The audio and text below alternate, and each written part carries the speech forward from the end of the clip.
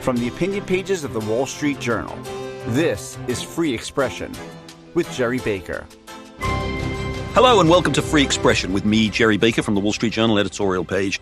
Thanks very much for joining us. If you're not already, please be sure to subscribe at Apple Podcasts, Spotify, or wherever you get your podcasts, and do kindly leave us a nice review. Free expression is essential to a healthy democracy, and each week on this podcast we aim to contribute by having a wide-ranging and candid conversation with leading practitioners and commentators in the world of politics, business, technology, the arts and culture, exploring in depth the themes, people and topics that are shaping our world.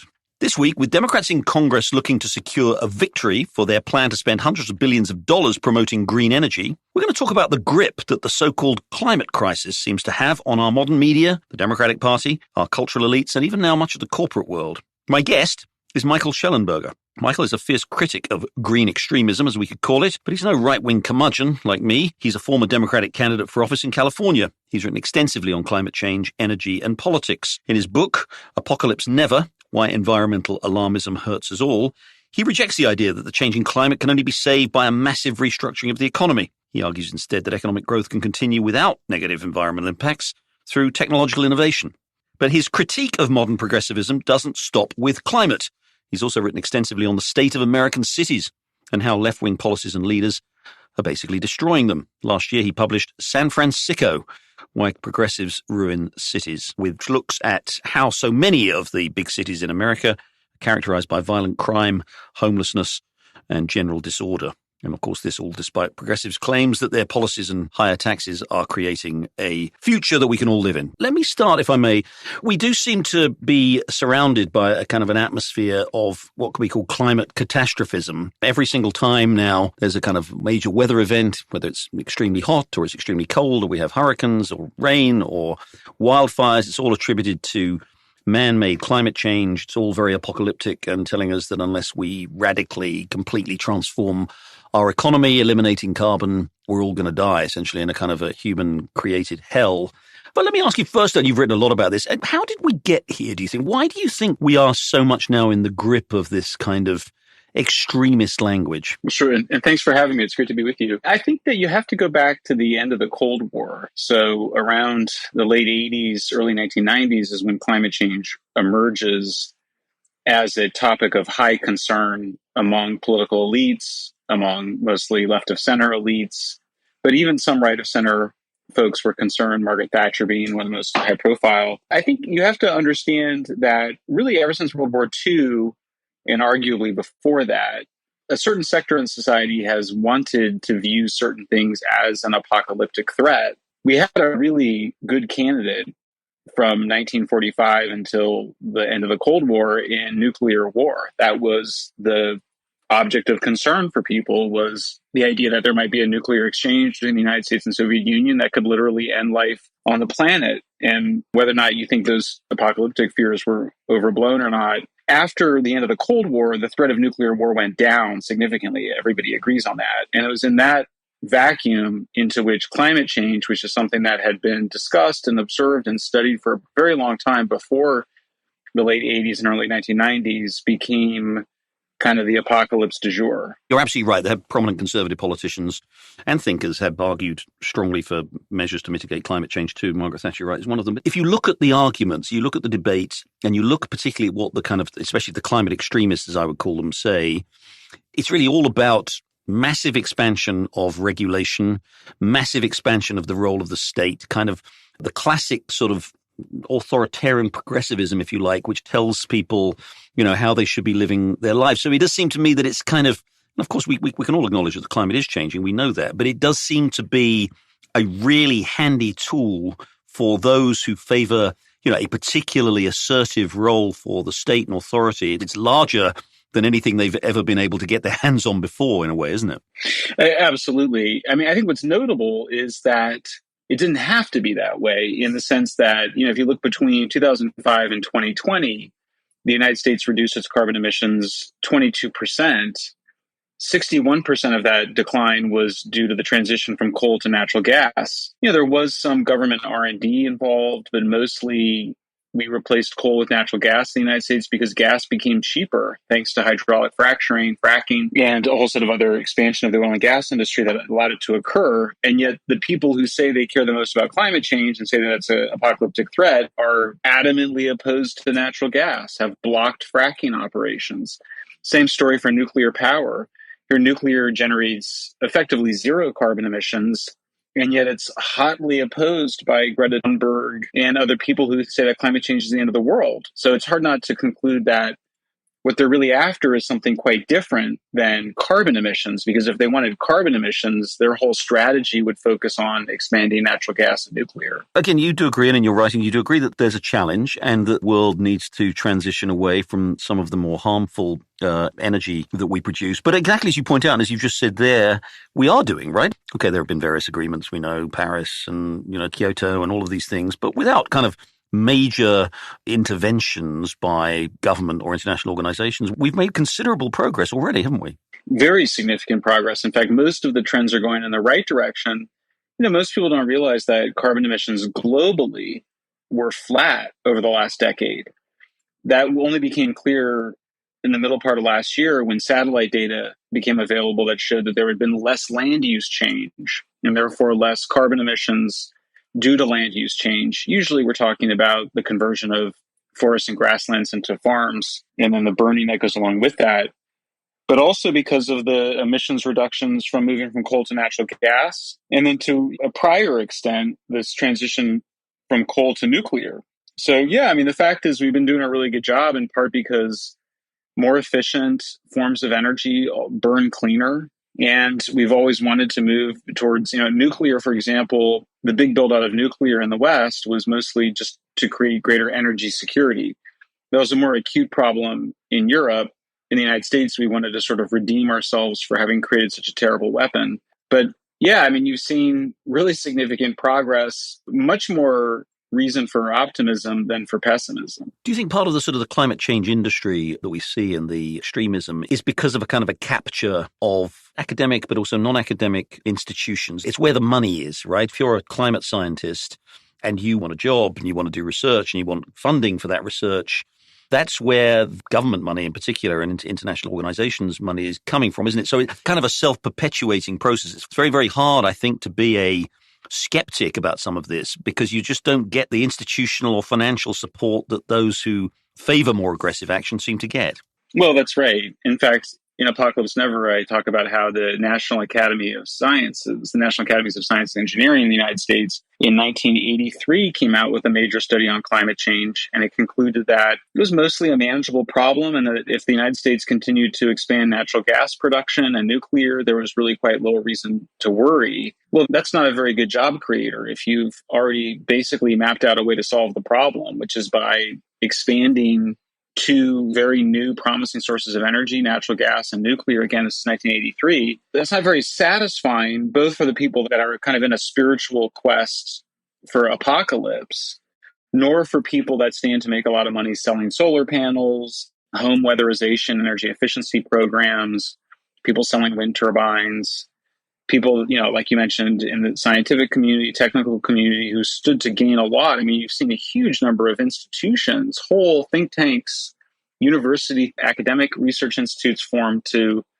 deal with the so-called climate crisis. So you've seen a marriage of a kind of political, ideological, and financial interests. I want you to talk through some of these specific technology. You've talked a little bit about it already with going from coal to natural gas, but some of the sort of scientific technological innovation that we're seeing. But just one other sort of general thought on where we stand here now, which is this question of ESG. ESG, again, this is, as I said in my opening, perhaps one of the most striking changes in the last 10 or 15 years or so has been the extent to which this sort of climate extremism has captured the corporate world and the financial world in a very large extent with this, and particularly through things like this phenomenon of ESG, environmental, social, governmental prioritizing investing.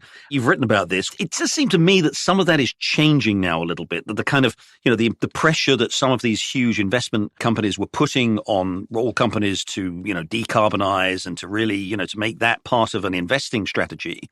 Am I right in thinking that may be starting to recede a little bit? Oh, absolutely. You saw BlackRock being, one of the biggest to come out and pretty dramatically change its investment profile as soon as we started headed into a recession. But I think you've seen it collapse from within as well. When people start to point out, why do some ESG funds include oil and gas companies? Why do some exclude Tesla? It appears there's no rhyme and reason. I think that ESG reflects the confusion of the conventional wisdom around energy and the environment more broadly.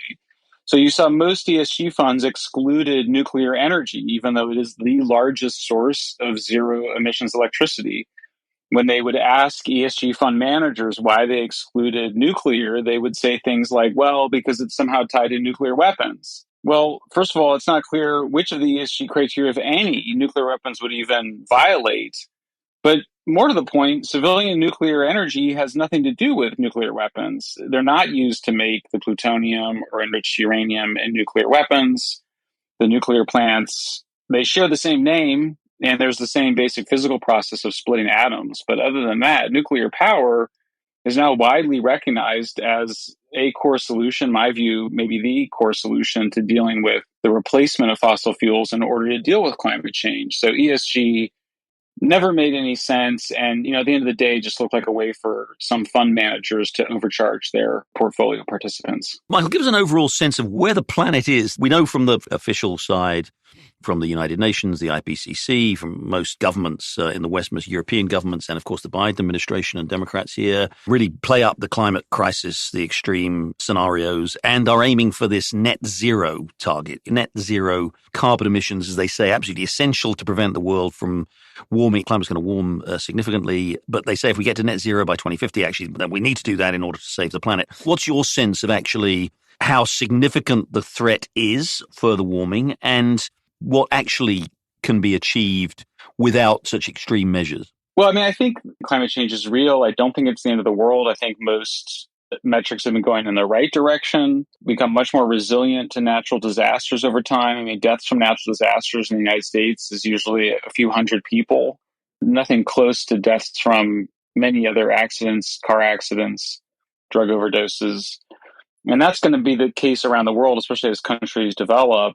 All else being equal, we wouldn't want to change the temperature by very much in either direction because we do have our civilization, our farming, our nature reserves all built around this particular temperature band. That being said, it'd be better to get a little warmer than a little cooler. Nonetheless, it's good to keep that temperature increase from being too high. I think we're in a really interesting moment here. The Democrats basically got everything they wanted. They're going to complain about not getting some more money for transmission lines and the ability to control state electrical grids. But I think the real issue is, what is the future of American energy policy? And in the Cold War period, the post-Cold War period, the last 30 years, the view of Republicans was basically all of the above. For Democrats, it's been renewables. We're in the worst energy crisis in 50 years. The United States is in a unique position to be able to provide oil and gas, export oil and gas to our Asian and European allies. We should be doing a lot more of that. If we do it right, and we take a page from what Putin did, you'd expand nuclear power in the United States. You would use a lot of that nuclear power to replace the gas that we're using for electricity. You would export a bunch of the gas to Asia and Europe so they can survive Putin's stranglehold over energy, which really extends to oil and gas, and not just to Europe, but really the whole global market now. We've just seen Putin now starting to manipulate some of the OPEC members, including Saudi Arabia. So I think a vision of energy abundance is the right direction, and that means a much bigger role for nuclear and natural gas. I think in that vision, you can see a solution to reducing carbon emissions as well. But I do think that climate change needs to be put in its place within a larger energy abundance agenda. In practical terms, again, if you listen to the people who dominate the debate right now, we shouldn't be flying in aircraft. We should all be in electric vehicles, if indeed we're in any vehicles at all. We should all stop eating meat. In practical terms, though, tell us, actually, if we follow the kind of policies that you recommend, how radical a change will it really be for us? Do we, we really don't have to wear the hair shirt here and transform our lives in the way that the extremists seem to want us to do we? Well, quite the contrary. It's actually this contrast I'm wanting to paint is that we need an energy abundance vision and strategy, not an energy scarcity strategy. We've had energy scarcity for the last year and a half. That's been the agenda, is to get more energy scarcity. Under situations of energy scarcity, we actually revert back to burning more coal. in a situation of great energy abundance, which is the situation the United States had been in really over the last 12 years, thanks to the fracking revolution, energy prices came down because natural gas was so abundant and carbon emissions came down. And in fact, this is not a surprising pattern at all. The transition from wood to coal, by making coal more abundant and plentiful and cheaper, that we were able to reduce the indoor air smoke from burning wood and dung, and that same pattern around the world. So I think it's quite the opposite. That's why I say the people who are out there screaming end of the world from climate change, they're really prosecuting a religious agenda, which has to do with historical guilt, fear of the apocalypse, like you said, wanting to wear a hair shirt, engage in a kind of asceticism, self-flagellation. They're after something very different from what actually is required to reduce carbon emissions and provide abundant energy that's required for economic growth and prosperity worldwide. What role do you see for renewables? There's been much debate, obviously, about, you've talked a lot about nuclear power and natural gas, but renewables as a proportion of our total energy supply has been rising. I mean, we know that we're familiar with the problems, though, there, that vast amount of, land needed for things like wind farms and solar farms, the unreliability, the intermittent nature of some of that. But I mean, is it realistic to think that we could push up the proportion of our energy supply from renewables significantly? We can push it up a bit more, but I mean, you have to look at what's going on around the world is that we're in a crisis of too much renewables. Germany had too much renewables. Its electricity is now the most expensive in Europe, and it became dependent on Russia for reliable fuels, mostly natural gas, because it depended so much on these weather-dependent renewables. In the western parts of the United States first, but now increasingly in the Midwest of the United States, we're running into potential electricity shortages. That's been a consequence of becoming overly reliant on weather-dependent renewables, namely solar panels and wind turbines. The response in some situations has been positive, at least from my point of view. The governor of California has effectively decided to keep our last nuclear plant operating, not incidentally out of climate change concerns, though he may say that's part of it, but really it's because we were facing blackouts due to over-reliance on renewables and over-reliance on natural gas, which we didn't have enough of either.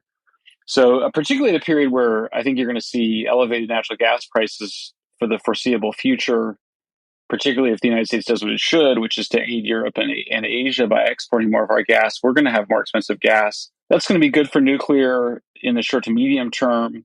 But I think longer term, it raises real questions about what kind of an electric grid are we trying to create with all this unreliable weather-dependent energy. You always have to have backup sources of power. It's really one-to-one in terms of your solar and wind. So you end up creating basically a layer of renewables on top of a reliable power grid. It just makes energy much more expensive and difficult to manage. Finally, on this energy question, we've seen this year the unraveling of so much of the kind of basis on which energy policy in Europe and to some extent America has been driven for the last 20 years with the crisis over the war in Ukraine and the sharp spike in both natural gas and oil prices as a result. Do you think at a kind of political level we might be changing and coming around more to your view, actually, the disaster that we've really seen this year and the extent to which our policies have been revealed to be utterly kind of ruinous? Do you think that's changing the debate? Oh, it definitely is. I mean, you see it most dramatically in Germany right now, where a large majority of Germans are now in support of nuclear power. Once again, this was a country that my pro-nuclear allies had tried to persuade me to give up on just a few years ago because Germans were so dogmatically opposed to nuclear power. So the energy crisis has really woken up the Germans. It's happened, like I mentioned, in California, my home state, where the anti-nuclear movement really begins in the 1960s and 70s. Those attitudes have changed to become more pro-nuclear. I think we're seeing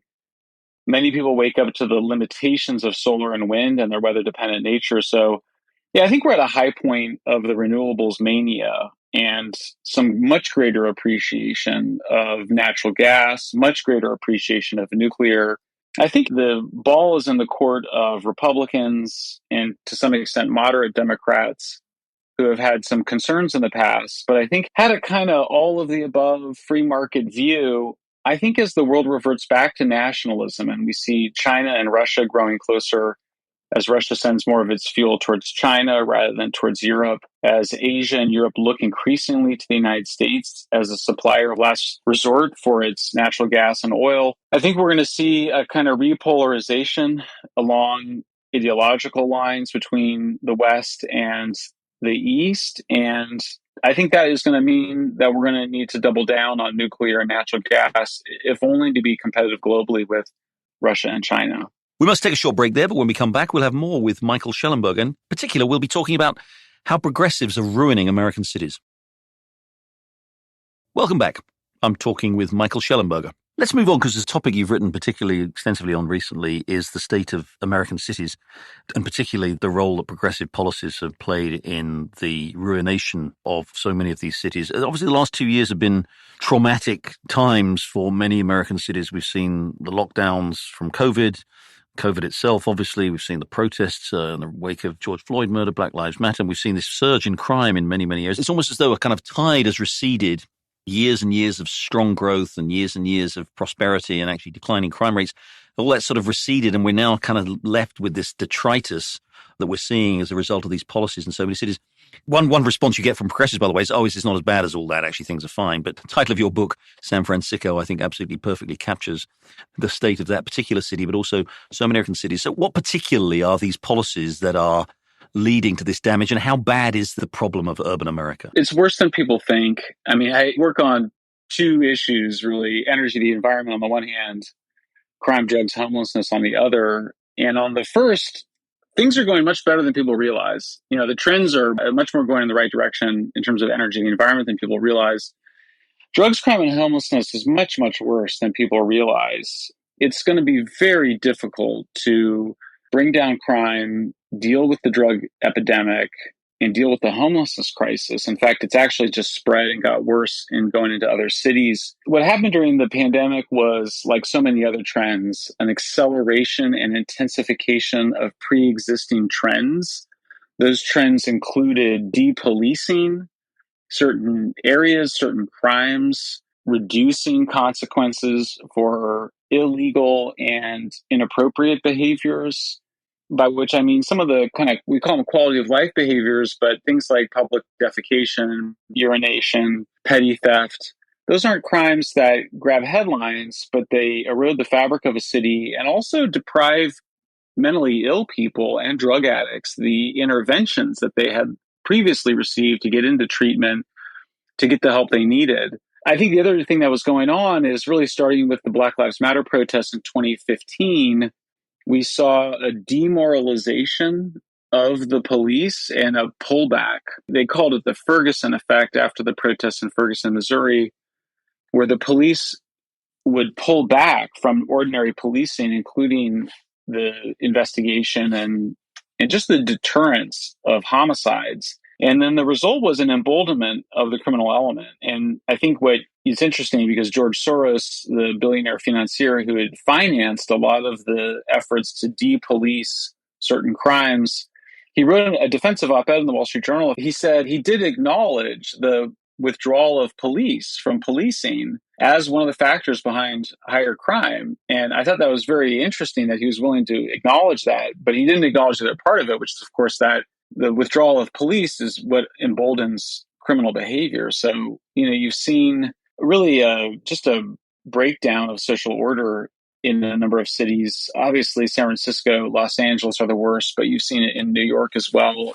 A significant increase in people being pushed onto the subway tracks, a significant increase of behavioral disorders, as they get called, by people with addiction or mental illness. All of that on top of the fact that we never really had a proper psychiatric care system. We had psychiatric hospitals that we really shut down between the 50s and 1980s. So it's a crisis point. Drug overdose deaths rose from 17,000 in the year 2000 to 107,000 this year. So we're in a psychiatric crisis, in my view, and we haven't really even come to grips with that's what's going on. We've been very familiar with a lot of the opioid-related deaths, and a lot of that is not actually perhaps not even so much big American cities. We associate that perhaps more with sort of smaller cities across the country. But I mean, that seems to be the result of a number of factors. But in what sense is it a result of progressive policies? How is that fueling that crisis? The underlying cause is a laxening, a loosening of strictness around law enforcement, but also around social values.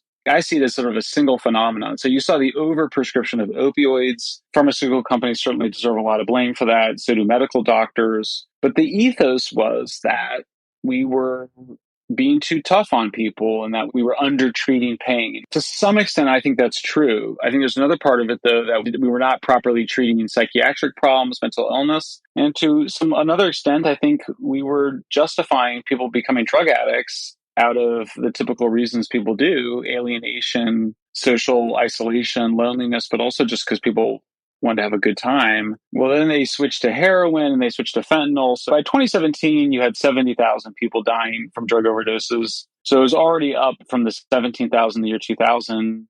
But then you had this acceleration with fentanyl. I will say there's another drug that has been absolutely devastating that we don't talk about enough probably, and that's methamphetamine.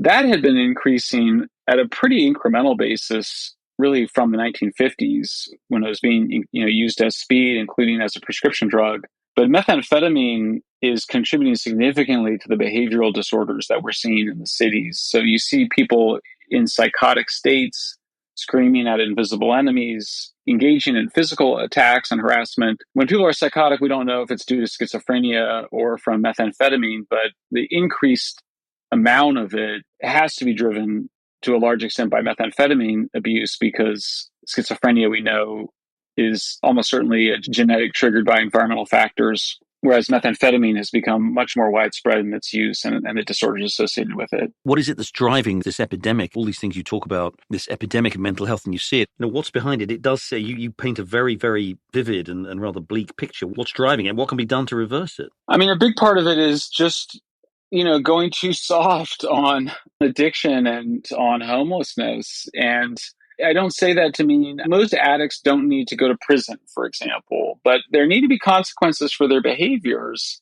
Certainly, we should not be giving them money and normalizing the use of these really intoxicating and dangerous drugs. But we do know that you have to have consequences for behaviors. Otherwise, you'll get more of those behaviors. And it's now become very mainstream is this idea of harm reduction, which carries the idea that nothing should be done to dissuade people from addiction or from the use of these really dangerous drugs. Now, it's true that many people, arguably most people, can experiment with all kinds of drugs and not form addictions, but a large percentage of people that do use opioids or methamphetamine end up forming some sort of substance use disorder, as we call it, end up becoming addicts, stop working, lie, steal, and cheat from family and friends, eventually get kicked out of their friends' and families' homes. That's the basic pattern of how people end up in tents in the street, feeding their addiction, begging for money, or stealing, what they call boosting. Women turn to sex work. It's just a breakdown of civilization at a fundamental level that we're not enforcing consequences to those behaviors. And instead, the tendency has been to view the people that are suffering from addiction as victims. And to be sure, many of them are victims.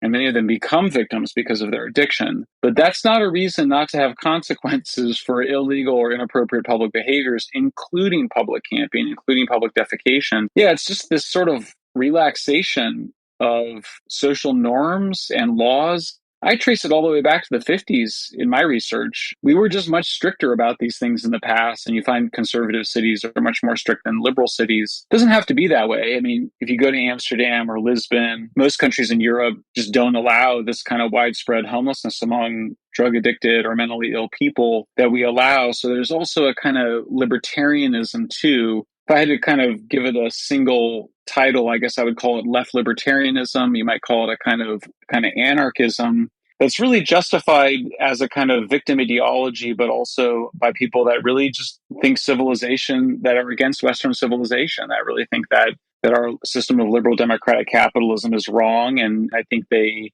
have been quite willing to put on display and allow these kinds of inappropriate and quite ill behaviors in public because they see them as manifesting the overall inherent evil of our civilization. Where do we start? I mean, where do we at least start to turn back this tide? Is it simply, as you kind of imply, that about reasserting, the kind of policies and values and practices that actually we used to have when we didn't have these problems, whether it's better law enforcement, whether it's better prosecution instead of some of this sort of crazy George Soros-funded prosecutors who don't seem to want to prosecute crime, whether it is enforcement on issues like homelessness and drug abuse. I hate to say, but is it kind of that simple? Is that the direction we need to go? Yeah, I think it does start there.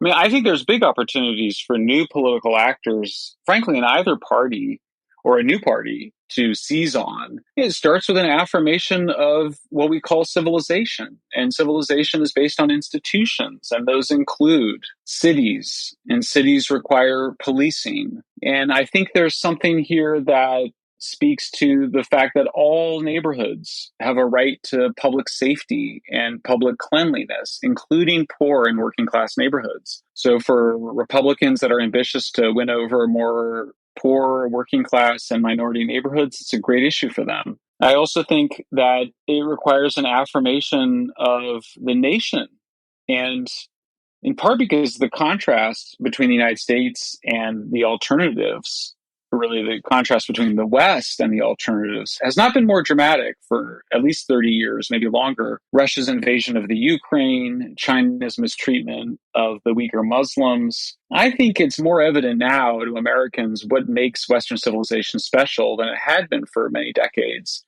The idea that we were all going to kind of unite in a single world, in a single system, that's pretty much gone now. So that even progressives, Democrats are seeking ways to isolate Russia. We saw Nancy Pelosi fly to Taiwan. I think there's a sense in which America is special. It is sort of the anchor, it's the heavyweight among the Western nations. So I think reaffirming the value of civilization, reaffirming the specialness of the United States as the protector of civilization, of what we call liberal democratic Western civilization, is important. And that civilization requires rules, it requires law and order, it requires institutions. I think if Republicans needed to move in a particular direction, I think it would be away from, a kind of knee-jerk affirmation of free markets above everything else. I think the nation has to come first. And that's going to require some sort of system of psychiatric and addiction care that we just have never really put in place in the United States. Most of Europe put it in place after World War II. We never did. So I think there's room here for new political actors, whether they're Democrats or Republicans, to affirm a pro-civilization, pro-American agenda that has some affirmation as well of some universal institutions and systems, including psychiatric care, but also things like policing and the value of cities. Michael Shellenberger, thank you very much indeed for joining us on Free Expression. Thanks so much for having me. That's it for this week's episode of Free Expression with me, Gerry Baker, from the Wall Street Journal opinion pages. Thanks for listening. Please do join us again next week for another exploration of the issues driving our world. Thanks and goodbye.